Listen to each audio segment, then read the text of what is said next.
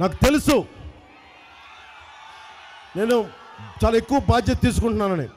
కానీ మీరు నా మీద పెట్టిన నమ్మకానికి గుండెల్లో పెట్టుకొని బయటకు వస్తున్నా. గుండెల్లో పెట్టుకొని నేను మీకు ఒకటే మాటిస్తున్నా, పవన్ కళ్యాణ్ అనే వ్యక్తి మీ ఇంట్లో వాడు, మీ కుటుంబ సభ్యుడు. కులాలకి, మతాలకి, ప్రాంతాలకి అతీతంగా.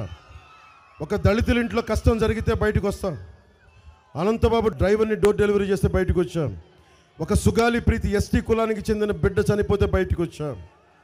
కాపులు ఇబ్బంది పడుతుంటే బయటకు వచ్చాను. వైశ్యులు ఇబ్బంది పడుతుంటే బయటకు వచ్చాను. క్షత్రియ సమాజాన్ని చెందిన ఎంపీని ఇబ్బంది పెడితే బయటకు వచ్చాను. బ్రాహ్మణులు ఇబ్బంది పడుతుంటే బయటకు వచ్చాను. వైశ్యులను భయపడుతుంటే బయటకు వచ్చాను. ఏ కులమైనా సరే బీసీలకు అన్యాయం జరిగితే బయటకు వచ్చాను. ఆడబిడ్డలకు అన్యాయం జరిగితే బయటకు వచ్చాను. నేను ఎప్పుడు కూడా మీకు అండగా ఉండేవాడిని. మీరు నన్ను నమ్మి వైసీపీకి ఓటు వేయకండి. ఇంకొకటి, భవిష్యత్తులో ల్యాండ్ ఎంటైటిల్మెంట్ యాక్ట్ వస్తూ ఉంది. Land titling act. మీ ఆస్తులు మీవి కాదు. ప్రతి దున్నని భూమి ఎందుకు నమ్మకూడదో చెప్తున్నా. మీ ఆస్తిపత్రాలు ఉన్నాయి, మీ ఇంట్లో ఆస్తిపత్రాలు ఉన్నాయి. ఆస్తిపత్రాల మీద ప్రధానమంత్రికి మీరు ఉదాహరణకి పాస్పోర్ట్ మీద ప్రధానమంత్రి గారి ఫోటో ఉండదు. మనకి భారతదేశం 4 సింహాలు 3 సింహాలు కనిపించే రాజముద్ర ఉంటుంది. అలాగే ఆంధ్రప్రదేశ్ పట్టా పుస్తకాల మీద ఆంధ్రప్రదేశ్ రాజముద్ర ఉంటుంది. రాజముద్ర తీసి చండాలంగా జగన్ ఫోటో పెట్టుకున్నాడు. అలాంటి వాడిని ఎలా నమ్ముతాం? డిజిటలైజేషన్ అంటా ఉన్నాడు. మీ ఆస్తులు అంట స్టాంప్ పేపర్లు ఉండవంట, అన్ని డిజిటల్ అంట. మన మొక్కాలంట ఒక జెరాక్స్ కాపీ కొడతారంట. ఎవరికి చెప్పుకుంటాం? రేపు పొద్దున కష్టం వచ్చి మనం తాకట్టు పెట్టాలి. బ్యాంకులకు వెళ్తే ఏమంటారు? బ్యాంకులకు వెళ్తే మీ ఒరిజినల్ పేపర్స్ పట్టరా అంటారు. ఒరిజినల్ పేపర్స్ ముందు అది సార్ట్అవుట్ చేయి. బ్యాంకులు తీసుకుంటారా ఇవి? అది అడుగు ముందు. లేదా బ్యాంకులు కాదు, ఒక వడ్డీ వ్యాపారి దగ్గరికి వెళ్ళి తనఖా పెడతాను, వాళ్ళు తీసుకుంటారా? ఏ బేసిస్లో తీసుకుంటాం? అందుకని మీరు ఆలోచించుకోండి. మీరు ఉండే ఇల్లుని తాకట్టు పెట్టేస్తాడు. మీరు ఉండని ఇల్లుని అమ్మేస్తారు. మీరు దున్నని భూమిని లాగేసుకుంటారు. మీరు దున్నే భూమిని తాకట్టు పెట్టేస్తారు. ఇదే ఈ ల్యాండ్ టైటిలింగ్ యాక్ట్లో చాలా చాలా డేంజర్. వైసీపీ మద్దతుదారులు కూడా చెప్తున్నా, అది మనం కూర్చోబెట్టి ఒక దెయ్యాన్ని భుజాల మీదకి ఎక్కించుకొని తిరిగారు 2019 నుంచి 2024 దాకా.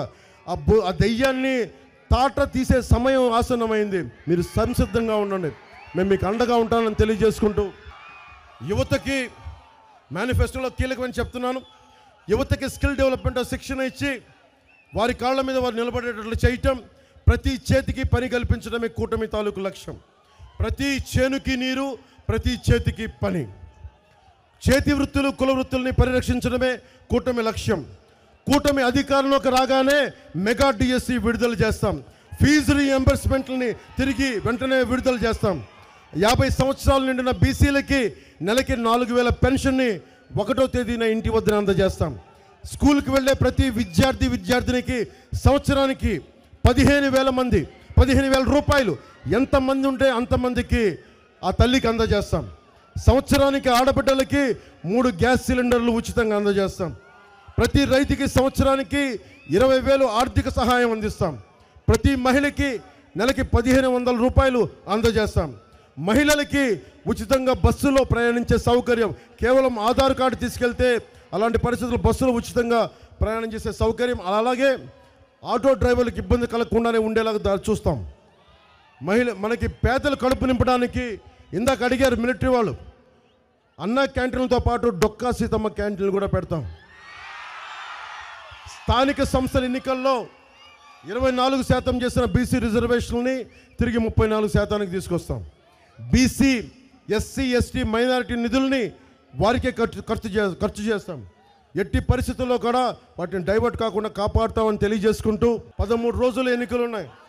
బోలిశెట్టి గారు కూడా చెప్తున్నారు.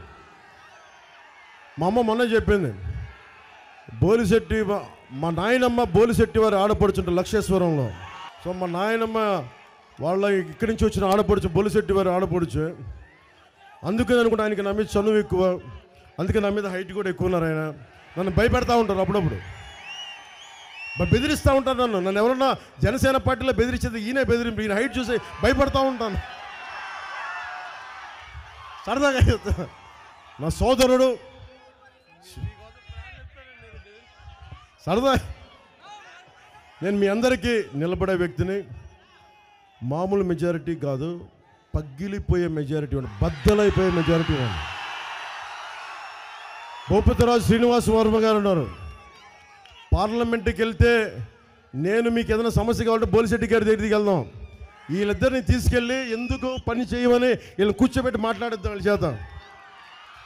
ఎవరిని వైసీపీ నాయకుల్లాగా ఎవరిని మనకు కాదు, నేను పని చేస్తా, పని చేయిస్తాం. అసెంబ్లీలో బూతులు లేని అసెంబ్లీని చూపిస్తాం, బూతులు లేని అసెంబ్లీ. అవినీతి ఉంటే మటుకు చెప్తున్నాం, మీరు అండగా ఉండండి, ఒక్కొక్కళ్ళ తాట తీసేస్తాం. అవినీతి చేసాం ఇప్పుడు రైట్. అది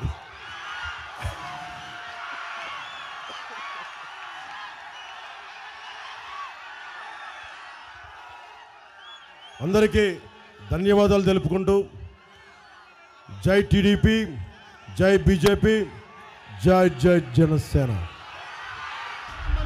జై హింద్. ఎలక్షన్ల నినాదం ఇదే.